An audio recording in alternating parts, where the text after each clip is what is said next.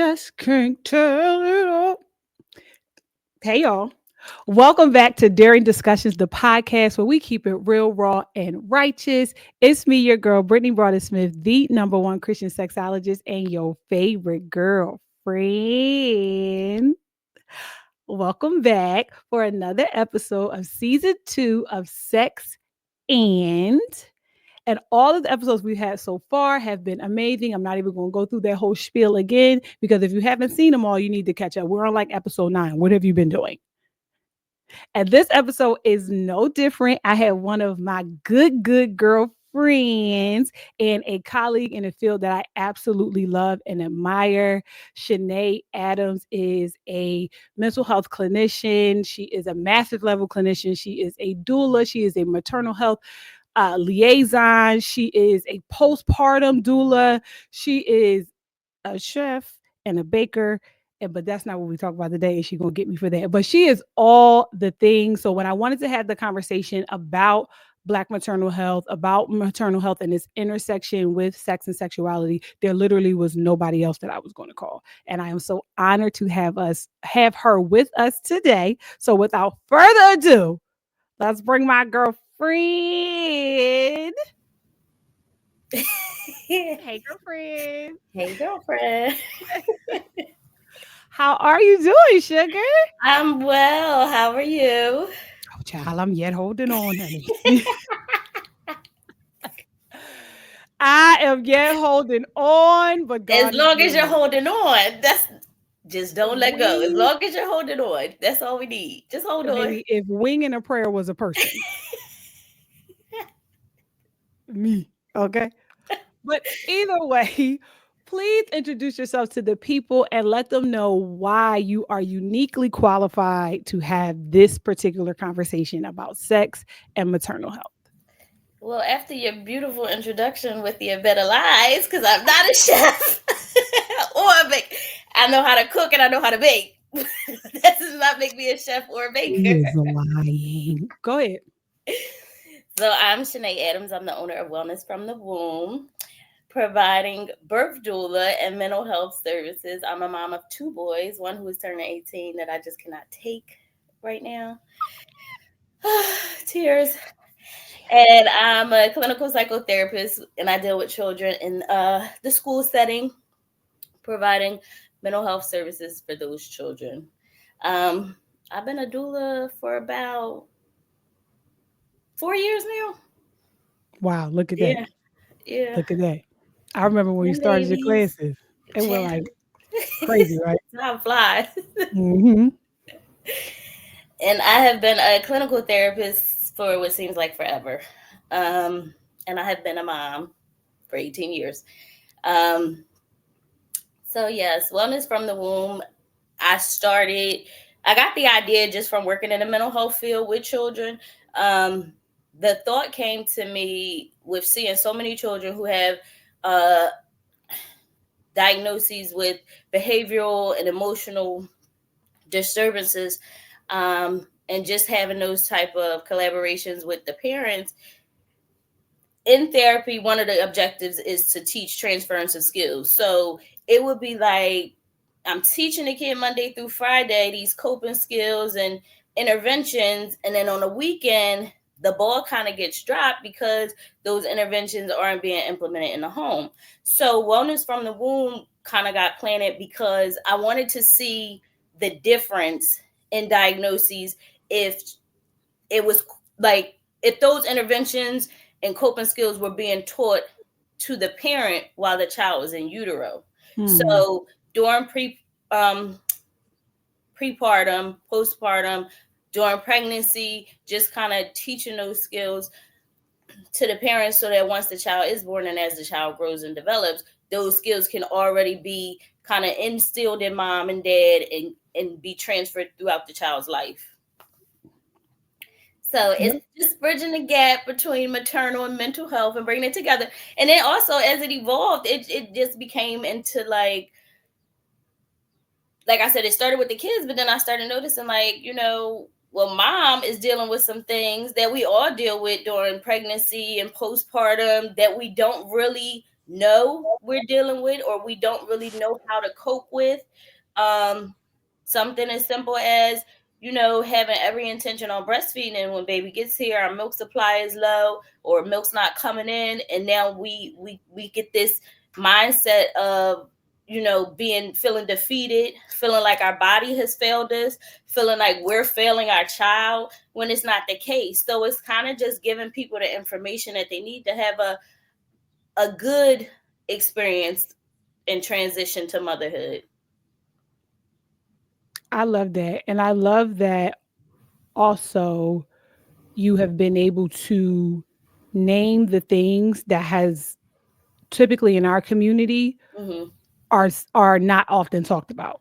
You Mm-hmm. For flat sure. out called out the mental health disconnect. You flat out called out the the disconnect between what's happening in the schools and what's happening at home.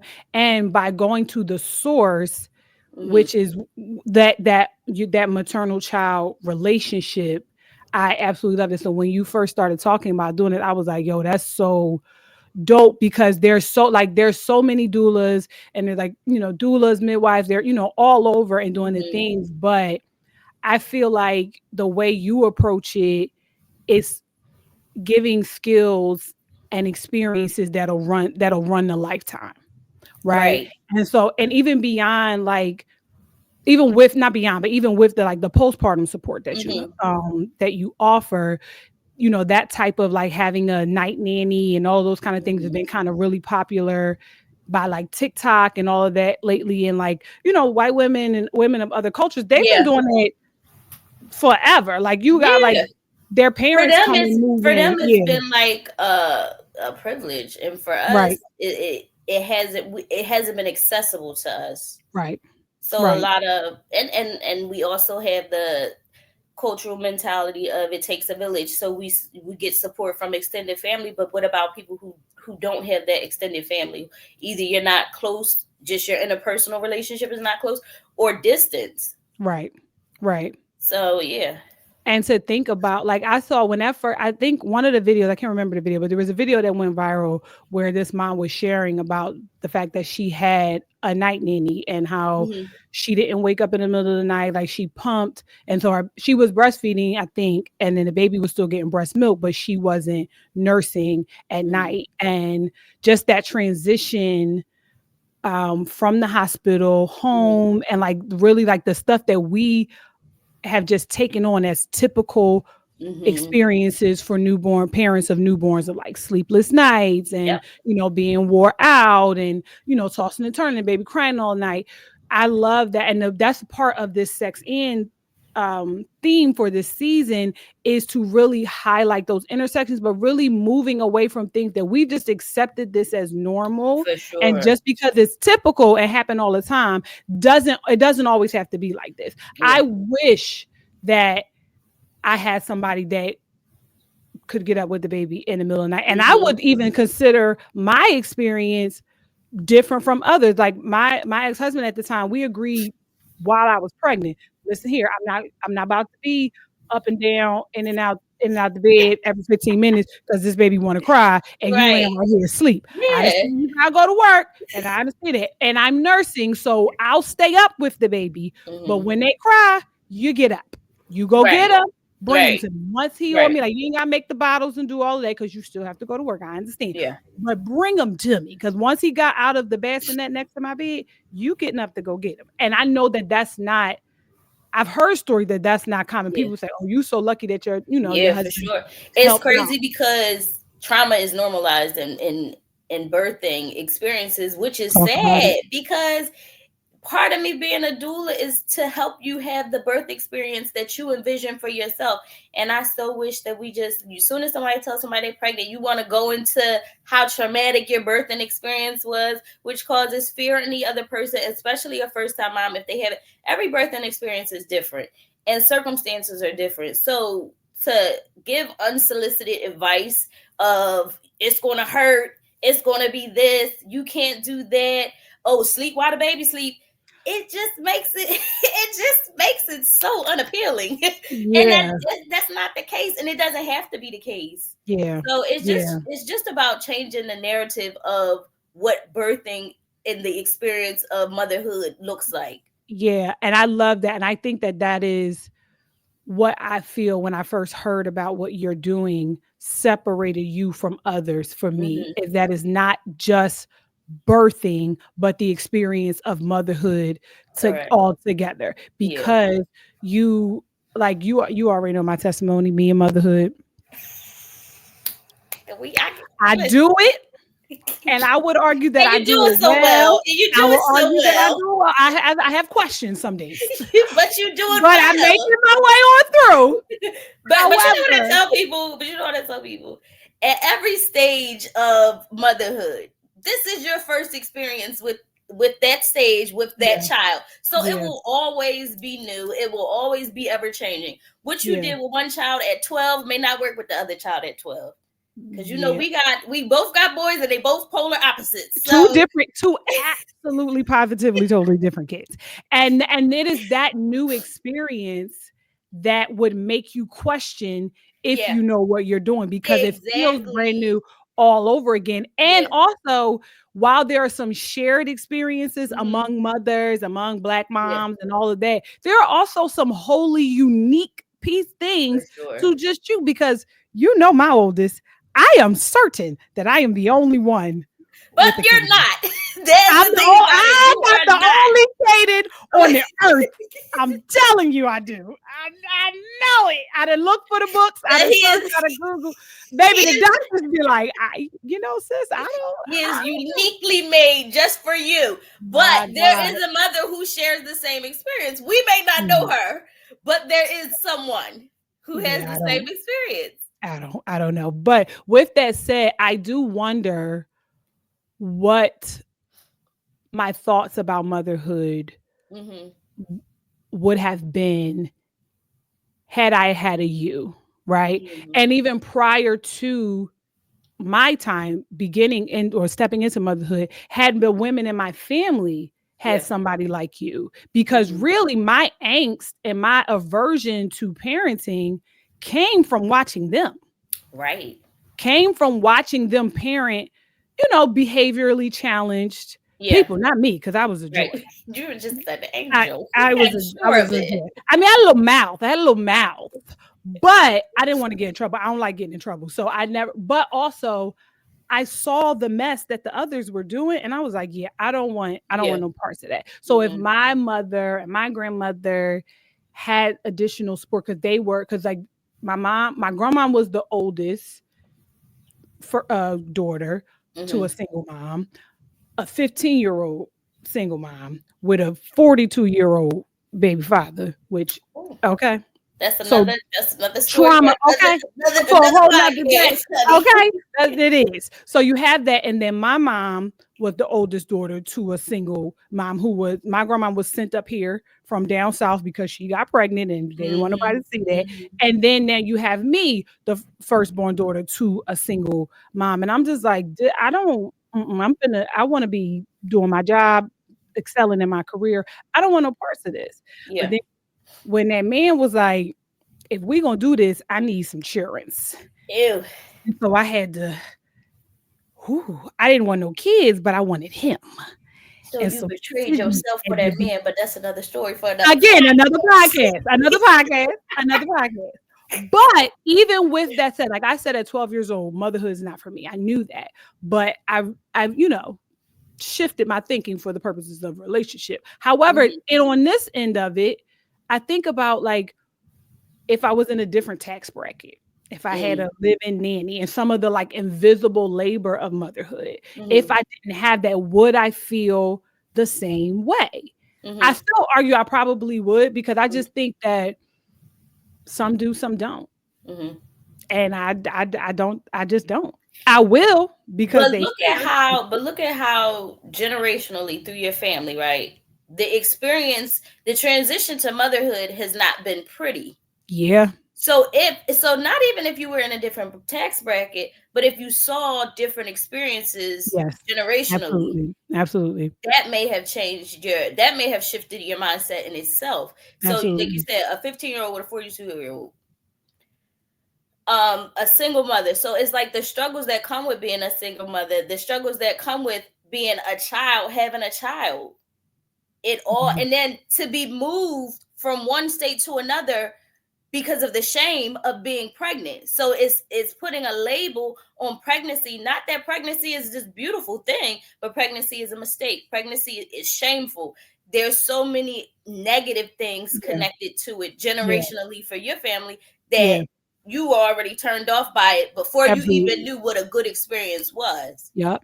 And the life that they lived was a consequence of Of being pregnant, not yes, of others' choices. yes. Like, not a series of So now unfortunate you're events. being punished. This is Correct. this is this is Correct. a punishment. Motherhood is a Correct. punishment. You can't do this because you're a mom now. You can't do that. You can't. You 15 and you can't go play with your friends. Go in there with that baby.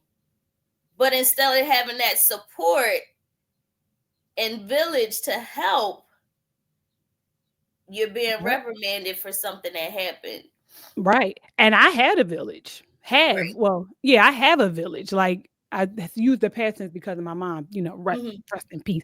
But I was married. Yeah. Like, we both worked. My mom was a helicopter me mom. Like, his mom was involved. He had when Kaden and Carter were born, at that point, Kaden and Carter was her 23rd and 24th grandchild.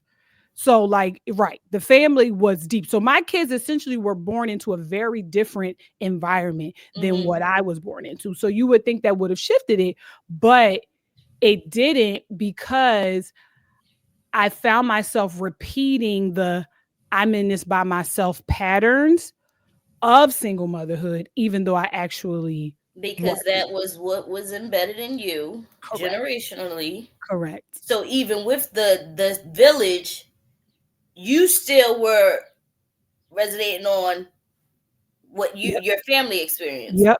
Yep. So Absolutely. that took away from the experience that you could have had. Yep. And the thing is, like, pregnancy was a joy. I was like, the morning sickness was kind of crazy, and I was like losing weight because I wasn't able to keep anything down. Mhm. But for the most part, I don't have like pregnancy horror stories. Like, I Right. loved being pregnant, baby. The skin was skinning. Like, the boys had me looking like I was looking how I was supposed to look. Okay. But look, and that's another thing. With one of the sayings that we have to get rid of. Girls take your beauty, girls make you ugly. Pregnancy doesn't make you ugly. Pregnancy Okay. just, some things in the body just The change due to body just hormones, due to shifts. fluid. Okay. It's Yeah. all natural, but it doesn't Yeah. make you ugly. Yeah. Yeah. I think, and I did social media has often, we done got 17 minutes into this and ain't get to nothing we supposed to get to. And I knew that this was gonna happen because that's how you get down. That really is how you get down. But I think social media has also made this experience even more complicated because For sure. that spirit of comparison Mm-hmm. doesn't escape Snapback, it. and then you have celebrities who people don't realize done had a C-section, and right after they C-section, done they got tucked, sucked, and sewed back up. Okay. So now And you go on big, Instagram and so is 3 weeks postpartum, and they stomachs flat as what it was pre-pregnancy, but that's not realistic. that's not realistic. And like, even just the gender reveals and Mm-hmm. the wedding style baby showers, and just like all of the experiences, just like how I'm going to get there, what is mine going to look like, or why doesn't mine look like that, or why Mm-hmm. didn't mine look like that. And it's just like, but I am so glad that everybody moving forward who's finna get pregnant won't have to have that trouble, because Shanae Adams is in the building. Okay. Let's slide over to our favorite segment of the podcast, As for Me and My House. A Okay. listener sent in this question. Hey, girlfriend. Hey. Yeah. Since having my baby, I just don't feel like myself. I love my child. I love my husband. but everybody wants something from me. I feel touched out. I feel guilty for not wanting to be touched anymore because there are certain things that they look for from me that they only can get from me. But I am seeming to miss what that closeness used to feel like before I had the baby. How do I navigate this new season without losing myself, losing my relationship, or impacting the bonding I need, impacting the bonding I should be having with my child? Boundaries. What does that mean? Boundaries. Creating boundaries, making time for self-care, making time for self. Because what it is you're overstimulated. That's where I'm touched out. Everybody's coming to me. You're overstimulated. So with that, it's about creating structure. And because you are the person that everybody goes to, once you create the structure, everybody else is going to fall in line. So you have to create boundaries. You have to know your own limits. You have to give yourself grace and not feel like you have to do everything on this list for everybody. You also know how you have to know how and when to delegate tasks. And I know a lot of women that I've talked to who are married, my clients, I think sometimes we think that men will automatically, common sense is not always common. So you might see the sink with a bunch of dirty bottles and you would think he's going to wash them. He's not going to wash them unless you tell him. So unless washing was a part of his natural flow, he's not going to just he's not decide going to today just do to it wash just because the baby came. Right. I had one client who said, "Don't let dishes lead to divorce," because the bottles was dirty and it was driving her crazy that he just did not know to automatically go and wash these bottles out because we need them. So like delegating tasks, giving yourself grace, creating boundaries, knowing when you've reached your limit before you reach your limit, knowing when you're coming up on that limit, engaging in self-care, and then just kind of giving yourself time to decompress. And it's hard. I know everybody gonna say, I don't have time to do that. It's hard. But even if that means getting up 15 minutes earlier, going to bed 15 minutes late, take a time out of the day that's just for you. And you have to tell people, listen, don't ask me nothing. Don't touch me.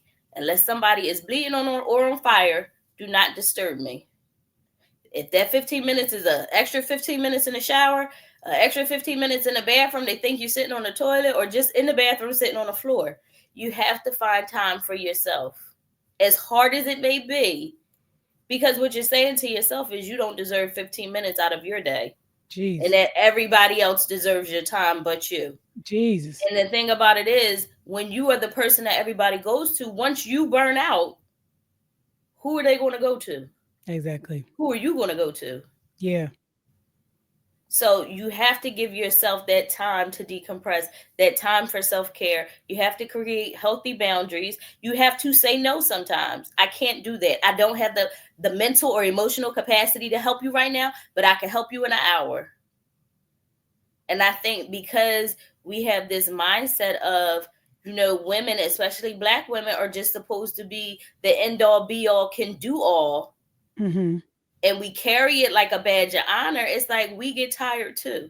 Yeah. And a lot of people don't know or notice it because we carry it so well. But it's like we have to be the directors for ourselves sometimes too. Like, and tell yourself, like, all right, I need to sit down somewhere. I'm getting to a point where, because now, once you're touched out, overstimulated, irritable, you become angry, and now everybody looking at you like, what's wrong with her? She got attitude. Right. What's wrong with her? Right. I'm overstimulated. That's what's wrong. And then you get mad because they ask that question, like, what you mean was wrong with me? As if they should see everything that you're not going on. Happening. But you also go out of your way to hide the struggle because part of us, we low-key get a kick out of the Superwoman moniker. It's a badge of honor, we carry it. Right. And I've learned, and it's a lesson that I learned later, particularly to this point, that I had to, that boundary part is key, particularly even as raising children. When you Mm-hmm. exhibit boundaries and establish boundaries even with your kids, you give them permission to establish boundaries with you and with others. Like I had Correct. that my oldest, God bless him. He would wear my skin if Yeah. he could. Yeah. He was my firstborn, breastfed him for 15 months. Like he is right, he's here. Right. Okay. And but with that, it got to the point where he stopped asking for Mm-hmm. hugs. He would just come randomly kiss me. I'm on the couch. There's two cushions on the couch. He wants to share the one cushion with me. And Mm-hmm. I had to say, yo, Kaden, stop. Stop touching me. And he was like, I can't have a hug and all that drama. And I'm like, it's not about you not having a hug. Like you didn't ask my permission to touch me. And Mm-hmm. that for me was the springboard into our conversation about consent. Mm. And you begin to teach people how to treat you Correct. when you, like you said, when you set those appropriate boundaries. And also with small kids, when every time they need to be soothed, when every time, because sometimes, especially breastfeeding babies, they don't even be hungry. They just want a nurse or they just Yeah. want You just to want that be fed. skin to Yeah. skin. When you're the only one that does it, then you become the only person that can do it. But if you have a But partner, go ahead. because that was my, one of my things in motherhood. It's like they don't never ask their dad. They always coming to me. But my perspective changed because if you think about it, they come to you because you're their safe space. Yeah. You're the Yeah. person that they know will meet their needs. Yeah. So with that, I'm like, okay, I understand why you come to me. Not saying that your dad won't do, but you know for sure I Right. will. There's Right. no ifs, ands, buts about it. And even with creating boundaries on being touched out, age appropriately, it's not about don't touch me. Because as a Right. child, you can't process your mom telling you don't Correct. touch me. And then he Correct. said, I can't even get a hug. So it's like, I'm trying to love you, but you're rejecting my love. So then that'll plant something in him that you're going to have to unravel later in life. At 14, he gets it. But yes, you are correct. Right. But as a You are correct. 5-year-old, as a 6-year Yes, old, as a 7-year-old, correct. they won't understand that. So even in explaining, I love you. I don't want to hug right now. I can hug you later, but right Mhm. now I need space for myself. And it's Mhm. teaching them to respect other people's boundaries because Yeah, it's just because I tell you no doesn't mean that I don't want to do this thing. I just can't do it right now. in the moment, right. And it gives them again permission to feel the Hmm. same way. And Right. then I found it helpful, especially with the younger one, to point out moments like, you remember the other day when your game fell off the floor and you didn't want to talk to anybody and you went in your room and closed your door.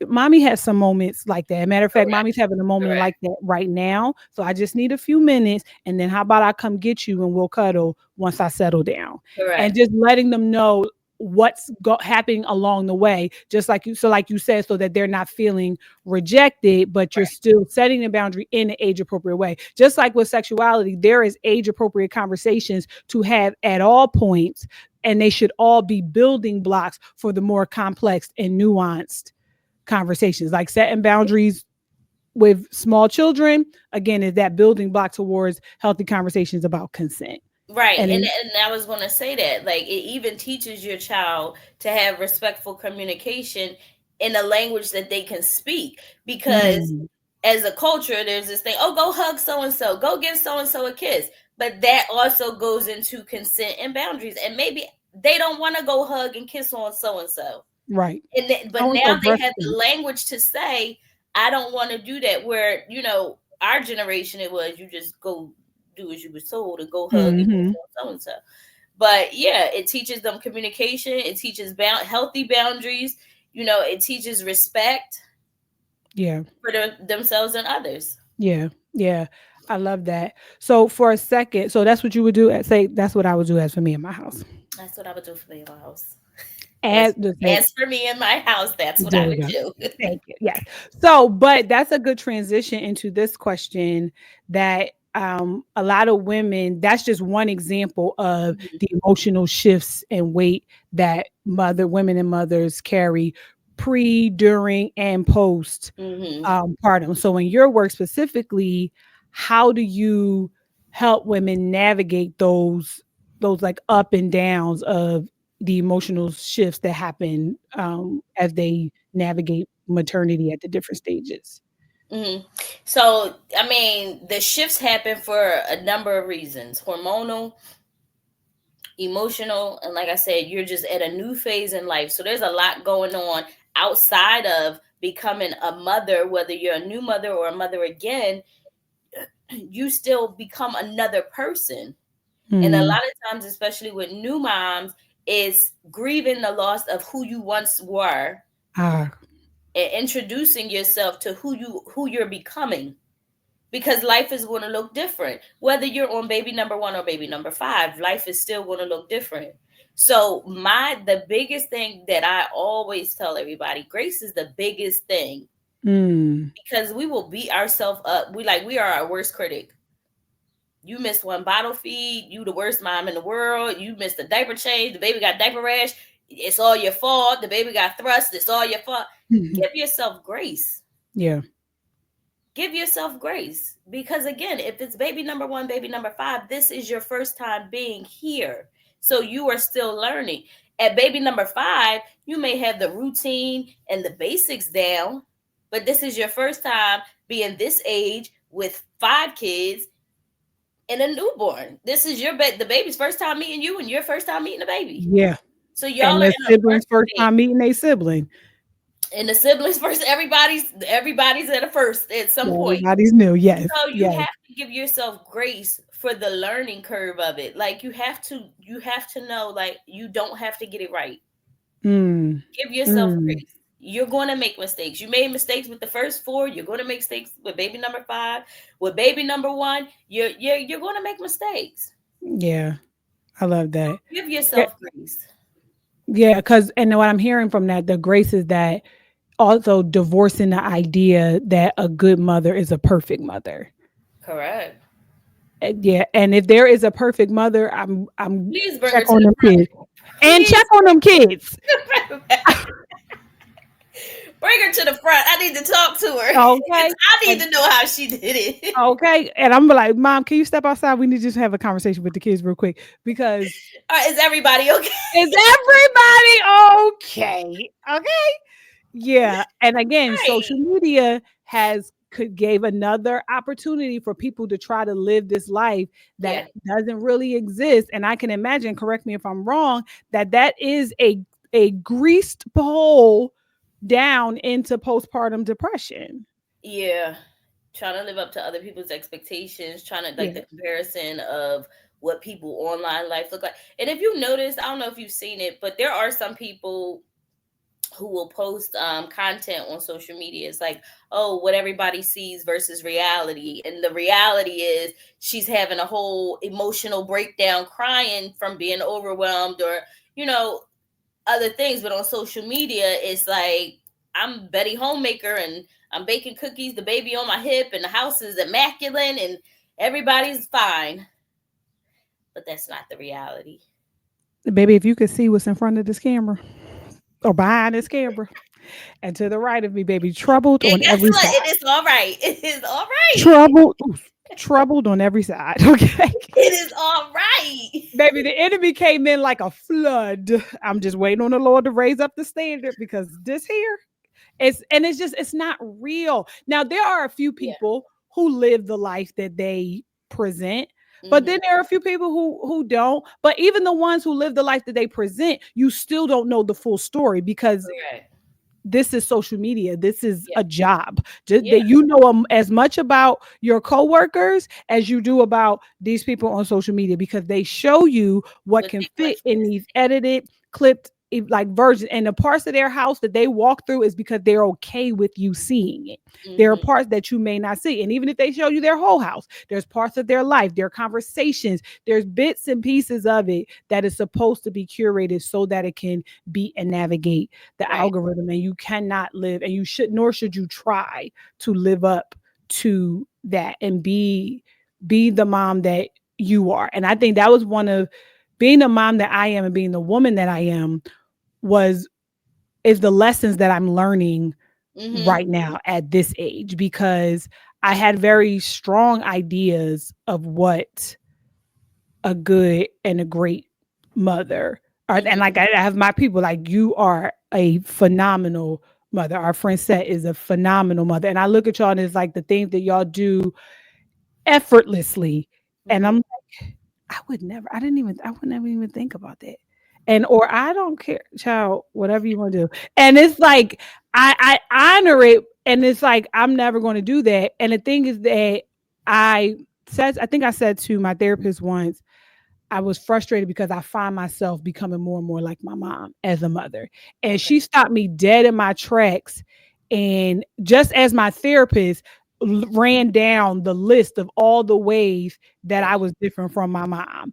And Yes. I was like, okay. And you know, me and Lisa, we tight, right? Love my mom, may she rest in peace. But she left some stuff to be desired, okay, on the motherhood front. She was a good time. That was my homegirl, but the mothering that I needed on the Yeah. during the formative Yeah. years, it wasn't there. And there's things that I bring to therapy about motherhood, and she was like, the fact that this is even stressing you, the fact that this is even a Mhm. discussion, the fact Mhm. that you are losing sleep over trying to Correct. navigate this system, Yep. that system, get this The fact that resource, you care enough. that makes you a better mom Yep. than what you had. And I Yep. was like, okay. And so being able to lean into the fact that I'm not kissing every boo boo, but Yeah. sometimes I will. Right. I'm not y'all are 11 and 14. I'm not washing the dishes no more. Y'all are here. Y'all can iron your own clothes. Y'all can watch. I'm not making y'all lunches But no more. that teaches responsibility. So it's about walking a fine line of Right. helping them to gain their independence, but Right. still being there to guide Right. them. Right. So it's like I'm not just gonna, hands off and you on your own, Right. but I might be a little arm's length at now. Right.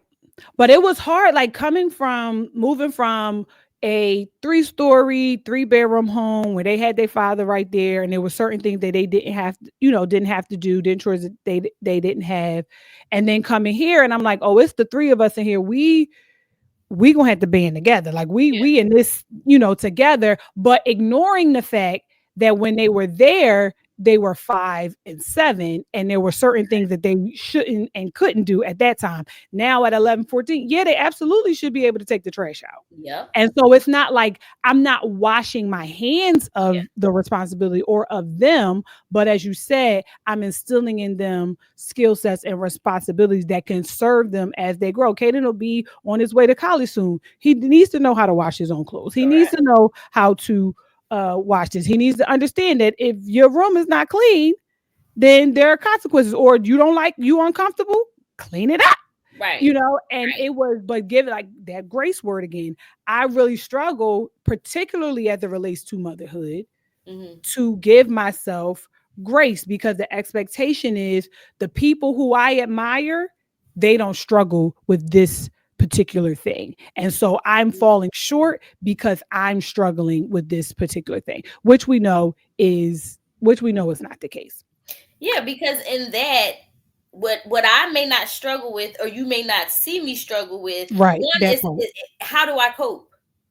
I'm not a person who wears my struggles, so I'm a person who silently struggles. Hmm. I internalize my struggle. That's probably not good to say, Okay. but That's another podcast. but I've had people say to me like, "Oh, you don't never stress about anything." No, baby, I be inside screaming, Okay. Dying. but you just don't see that.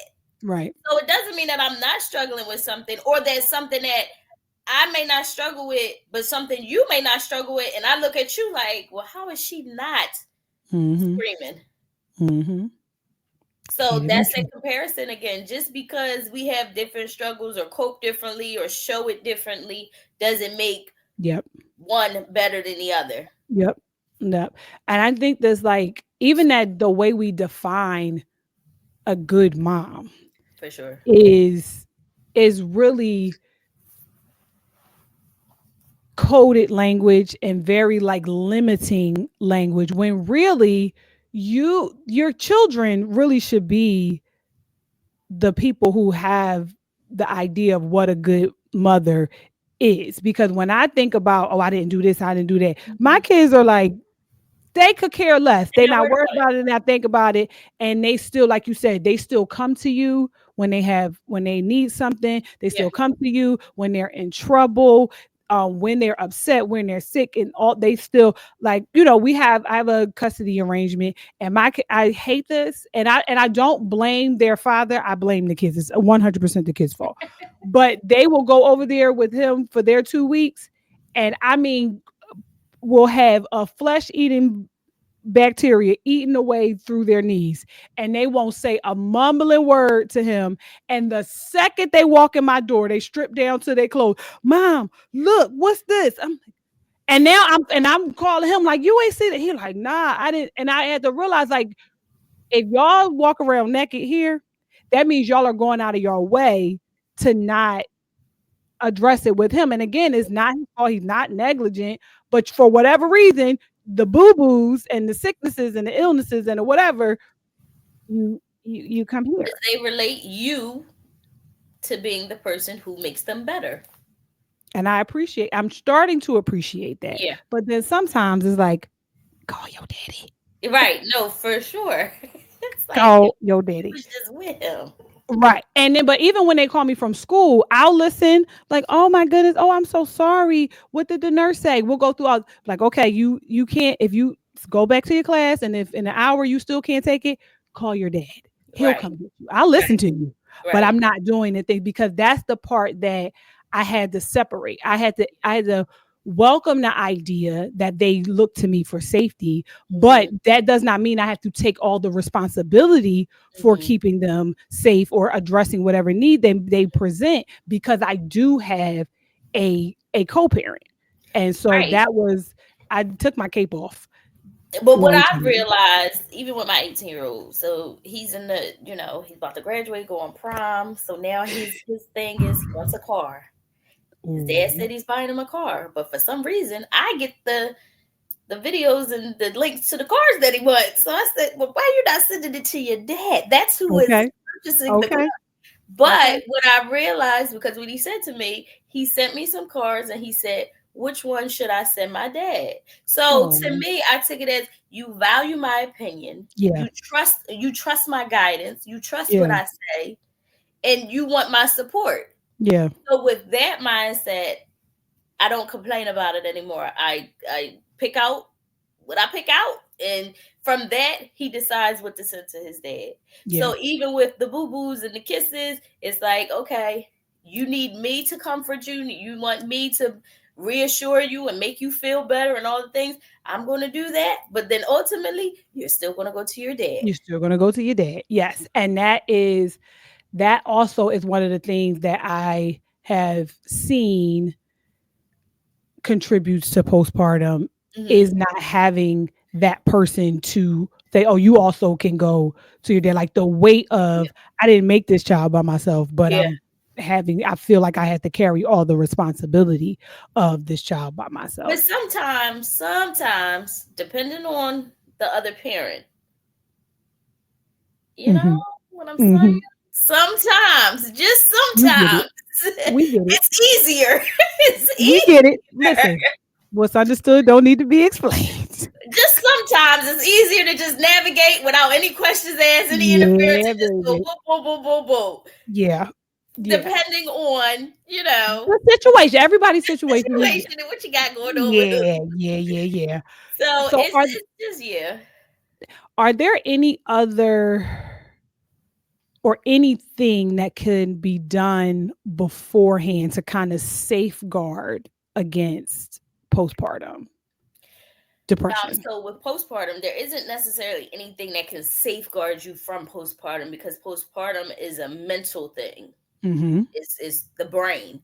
So then you have the fluctuation in hormones just from your body trying to, regulate itself back to pre-pregnancy or post-pregnancy, just to Mhm. regulate those hormones and even those hormones back out, because we all know women who have PMS, the hormonal fluctuations and how it changes our moods and things like that.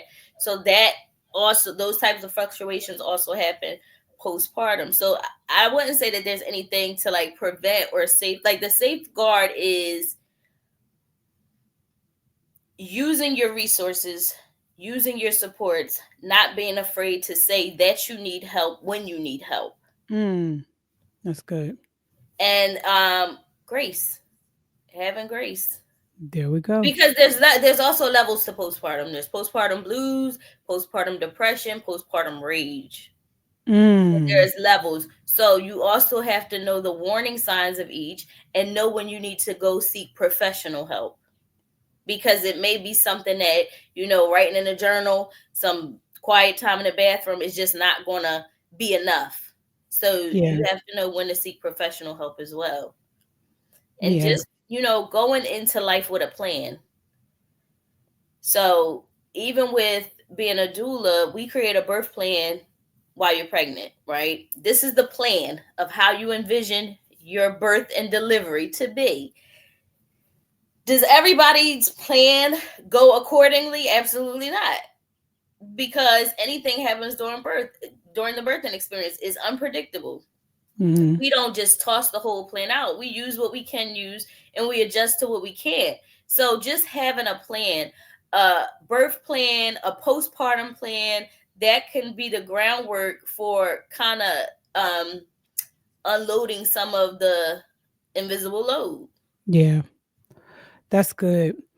So I don't think that we can have this conversation about maternal health as to Black women who work with and for Black women without acknowledging the Black maternal mortality rate, right? And the astronomical Black maternal mortality rate. Um, and we know that just as a whole, like as a demographic, we are ignored, disregarded, disrespected, overlooked, erased, For all sure. harmed, flat out Yeah. harmed in the medical complex, in health and healthcare all overall. And having someone like you in the room is that additional eyes and support Mm-hmm. and ability and advocate when the women cannot advocate for themselves. But for someone who may not have access to a doula, may not have somebody in the room with them, or someone who's able to speak up, or whatever the case, what are some things that um, they should be mindful of, questions they should Mm-hmm. ask during the birthing process? Mm-hmm. I mean, I don't know. It's not that we could say going to keep them alive, but could keep them alive. For sure. No, it definitely could keep them alive. Right. Um, Always advocate for yourself. I tell people all the time, I don't speak for you. Even if I'm Mhm. in the room with you, I don't speak for you. Speak for yourself and your child. Always advocate for yourself. Always ask questions. Culturally is, especially with the older Black generation, um, whatever the doctor says, that's what you do. That's what it is. You don't ask questions. Ask questions. Ask a lot of them. Get on their nerves. Right. Ask questions. Be informed to be able to make informed decisions for yourself. Right. So I always tell people when it comes to hospital births, a hospital is a business. And at the end of the day, a business is going to do what's best for business. That's why you see a high level of inductions, a high level of cesarean births, because Mm. that's what's best for business. So always ask questions. If you can remember the acronym BRA, like the bra we wear, BRA. If they tell you, oh, we're going to induce you, what are the benefits? What are the risks? And what are the alternatives? That's If I good. don't do this thing that you're telling me I need to do, what'll happen? Always ask questions. And they say, oh, we got to induce you because your fluid's low. How low is it? Mm. How That's long can good. how long can I go with it at this level if I'm not interested in an induction?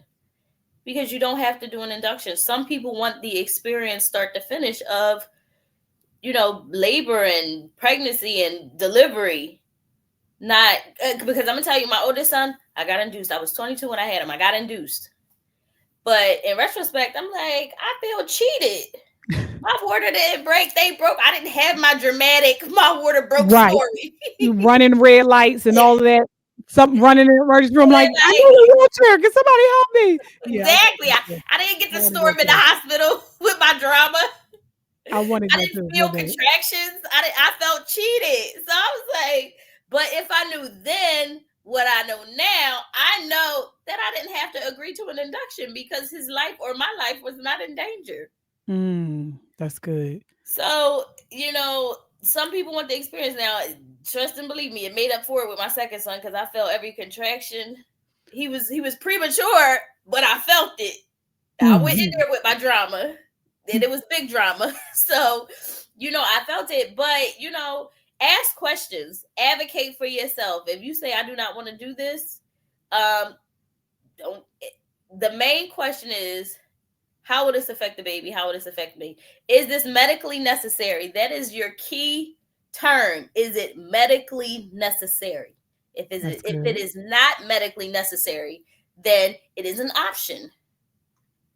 But if that's the case, they'll tell you they'll let you assume that everything is medically necessary because they're Medicine. saying it. They like to use pretty words with certain things. Oh, we're gonna put a barrette on the baby's head. This is actually a tool that kind of twists a metal tool that twists into the baby's skull. It's not a barrette. It's not a cute little bow. But you ask questions. Can I see it? Can I feel it? Can I touch it? What does it do? Why do I need it? Right. Ask questions and advocate. Mm. Remember, bra. That's good. Brah. What is the benefits? What is the risk? What are the alternatives? I like that. That Yes. is, And and then is medically necessary. a lot of some doctors don't have good bedside manner. A lot of healthcare professionals, like you said, will be dismissive of certain things. If you can see those red flags during your pregnancy, you can switch providers at any given moment. I had a client in the middle of her pregnancy. She didn't like how she was being treated. I said switch. And she switched to a different provider, different hospital, and had a lovely experience. Yeah. But you don't have to stay where you're at. Like, ask questions. Even if Yeah. you don't know the answer, or even if you feel like it's far fetched, they're not going to do it. Ask anyway. Let them tell you no. Yeah. That's good.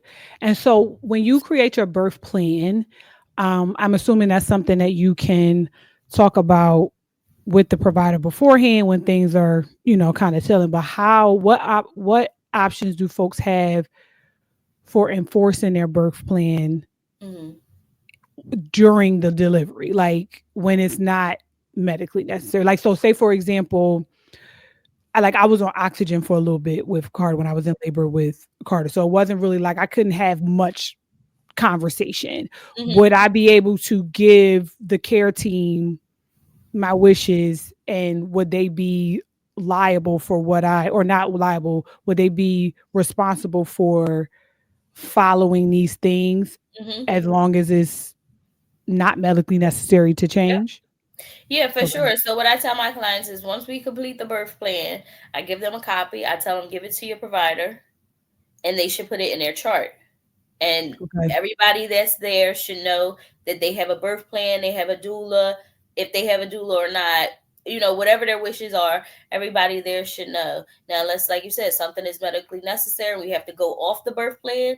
But that's exactly what the birth plan is. The birth plan explains what interventions you want, what medications you do or don't want, um, how you want the environment to be. I love me some music. Okay.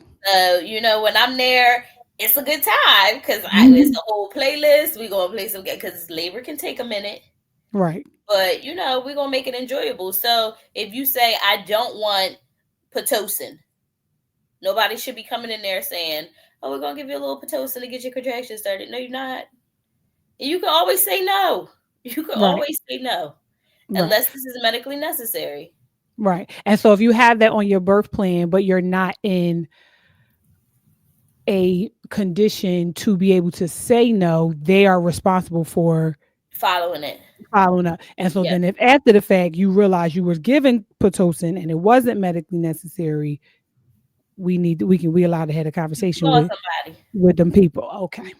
Call top dog. Call whoever you want. Call somebody. Okay. Top Call dog law is great. Yes. Okay. Shanae, this was everything that I thought it was going to be.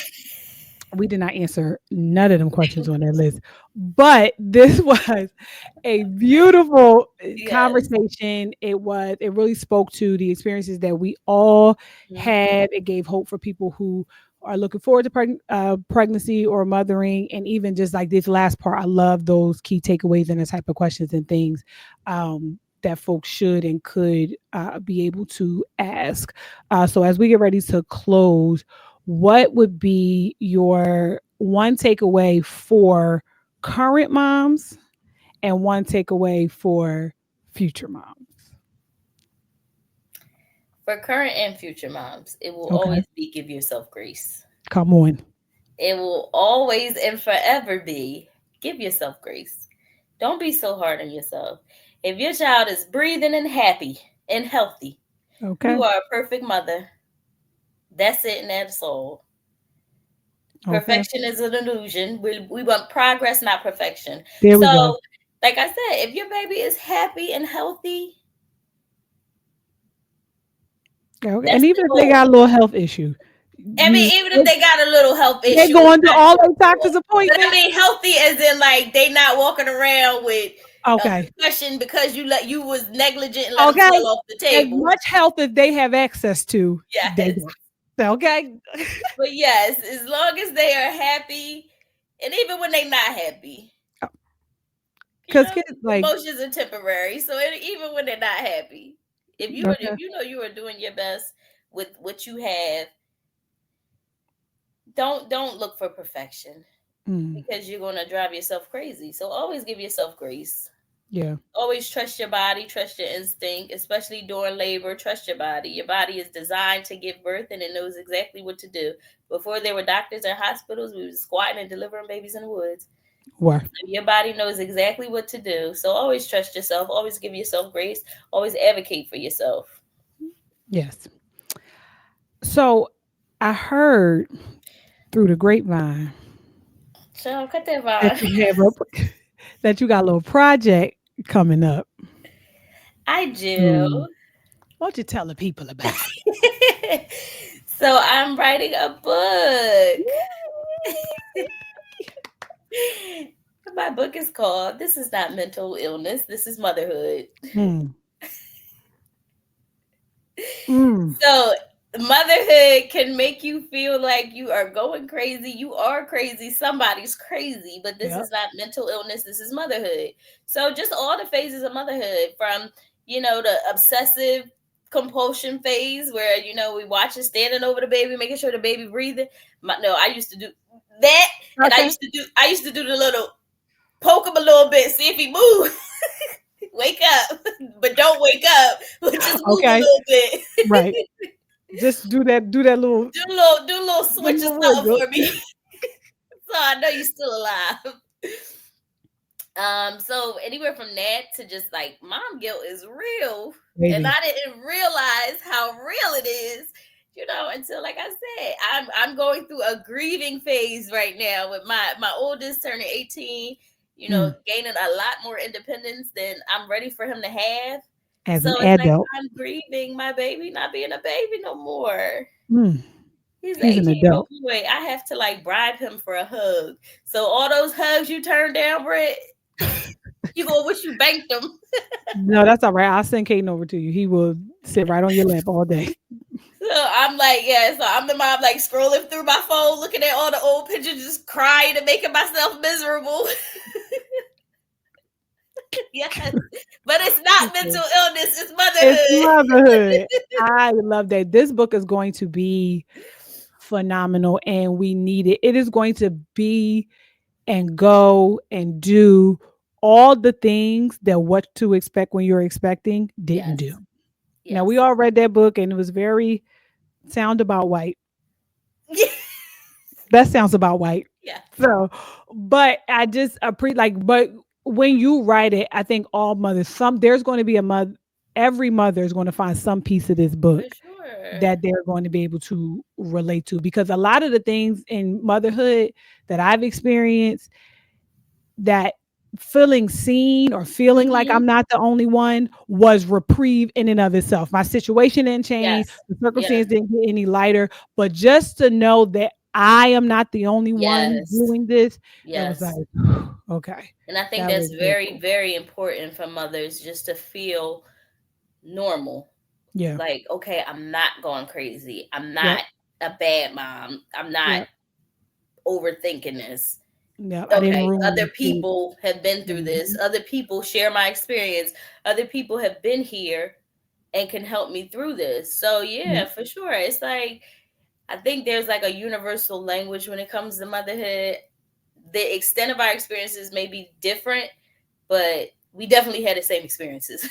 For sure. So like For the sure. like I said, the grief of kids getting older, the guilt of, let me tell you something. To this day, I sit back and think about something that happened when my son was like 5. He probably don't even remember it. Mm. We stopped at Dunkin' Donuts and he got some tea. I was running late for work and the tea spilled on him and burned him. Retrospect, I'm like, that could have been our little $50 million lawsuit. Okay. Okay. That lady from McDonald's got paid when that coffee burnt her. The more you know. Okay. But the guilt that I carry because my baby got burnt by hot tea, baby, listen, I've been carrying it for like 13 years. Yeah. And he probably Mm. doesn't even have a clue. Mm-mm. So, like, mom guilt is real. Yeah. And it's Yeah. crazy because the things that we come up with, it's like, nobody's worrying about that. Nobody, not a soul is Nobody's actually worried worried about about that. that. Right. Well, You leave the Shanae, kids in the house for the first time, you think that that's going to be the time the oh, house it's burned all down. burned down. Oh my God. Be in the First, line at the store, like, can y'all come on? Can y'all come on, please?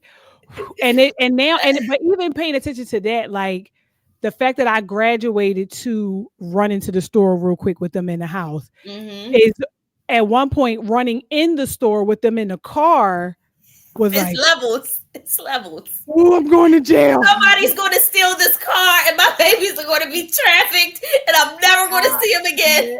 yeah, I Yes. remember the first time I tried to get gas and I went and it was like, you have to pay on the inside. I said, you, and I was not about to take that car seat out of the Yes. car into the thing. So I sprinted. It was 4 people in the line, child. I was hyperventilating. Yes. I bumped in front of people. I said 20 on 7. Get to it when you get to it. But I need to get back outside Yes. to my child before somebody snatches this kid and I'm on life. Yes. The doors is going to be locked. The cops going to come Yeah. and have to bust the window. Oh my It's going to be God. on the news. Everybody going to know I left my baby in the car. Yes. Baby, carbon monoxide poisoning, all the things, Yes. everything. That's not even how it works, but this is how I know. That was what was going to happen. But that is the delusion of Oh, motherhood. but baby, this is But not it's mental not illness. mental illness. It's just It's motherhood. motherhood. Yes. Thank you so much, Shanae, for joining us. Thank you for such an insightful conversation. Thank you to you all for tuning in. Make sure you follow Wellness from the Womb on all platforms. Make sure you sign up for her mailing list on her website so that you are in touch and in tune with her when it is not a mental illness, it is motherhood. Drops. I'm not going to tell you when I wanted to drop, but This just pay year. attention. When it Just drops this year. this year, 2025, Yes. or okay. Come on. Anyway, so that you can stay in touch with all things Wellness from the Womb, all things Shanae Adams. This has been Daring Discussions, the podcast where we keep it real, raw, and righteous. As always, it's me, your girl, Brittany Broaddus-Smith, the #1 Christian sexologist and your favorite girlfriend. Bye.